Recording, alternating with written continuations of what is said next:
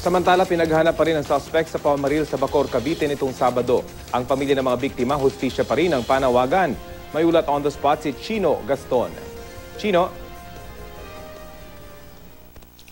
Tama ka dyan, Rafi. Hustisya ang panawagan ng mga kaanak ng 3 taong namatay dito sa Bacoor, Cavite matapos pagbabarilin hanggang mamatay ng Sabado ng hapon. Nakaburol na sina Engineer Felix Tongco, Enrico Pascua at nanay nitong si Zenaida Pascua matapos pagbabarilin noong Sabado ng hapon ng sospek at kanilang kapitbahay na si Hansel Gallo. Hustisya ang panawagan ng mga kaanak ng mga biktima at nananawagan din sila ng tulong mula sa pamahalaang panlalawigan ng Cavite sa agarang pagkakadakip ng sospek. Kwento ng mga saksi, una umanong binugbog ng sospek kasama ang 2 di pa kilalang kasamahan si Enrico Pascua dahil sa matagal umanong alitan tungkol sa right of way at parking. Nang sitahin ng nanay ni Pascua ang sospek, dito na nagsimula ang pamamaril. Unang binaril ni Gallo si Enrico at nang sumubok umawat ang nanay na si Zenaida, ito rin ay binaril ng sospek. Sumubok umawat si Engineer Tongco pero binaril din ito. Tinamaan din ng bala ang isa pang kapitbahay na si Teresita Borella na umaawat din. Pero sa kabutihang palad ay ito'y nasa ligtas ng kalagayan hanggang sa mga sandaling ito at nakabalik na sa kanyang bahay. Sarado na at nakakandado ang bahay ng sospek at wala na raw tao sa loob nito. Rafi, at large ngayon at pinaghahanap ng Bacoor PNP si Gallo na namataan ng mga saksing tinangay ang buong pamilya nung ito'y tumakas noong Sabado ng hapon. At yan ang latest mula rito sa Bacoor, Cavite. Balik sa iyo, Rafi.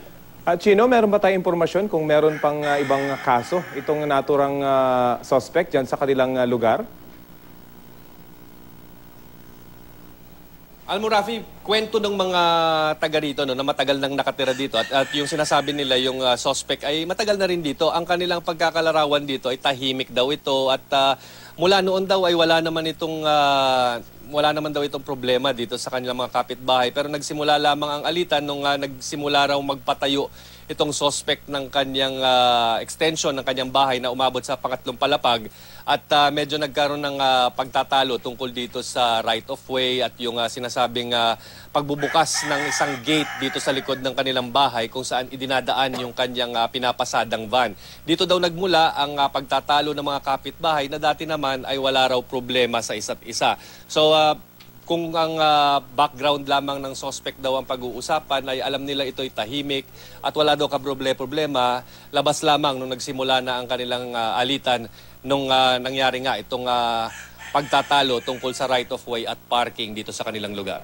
Rafi. Pero Chino, yung pamilya ba ng suspect ay nakikipagtulungan sa mga investigador? Alam mo, Rafi, yung nakakausap lang natin dito, yung mga tao sa palibot ng kanilang bahay at ang sinasabi nga nila dahil wala nang tao sa loob, yung buong pamilya daw, no, yung sinasabi mga anak at yung asawa ay tinangay nitong suspect nang siya tumakas noong Sabado. Kung kaya't wala tayong impormasyon at wala rin tayong impormasyon na nagmumula sa Bacoor PNP na nagsasabing may nakikipagtungo o may mga sinasabing surrender feelers itong suspect sa mga sandaling ito. Maaari itong magbago rin sa mga susunod na mga oras dahil ang background din na nakuha natin o nakakalap tayo ng impormasyon na sinasabi yung suspect na si Gallo ay meron ding pagawaan ng mga aircon at iba pang electrical equipment nitong mga sasakyan dito rin sa Bacoor. So, antabayan na muna natin yung mga susunod na oras, baka may development patungkol sa kasong ito. Rafi. Okay, maraming salamat. Chino Gaston.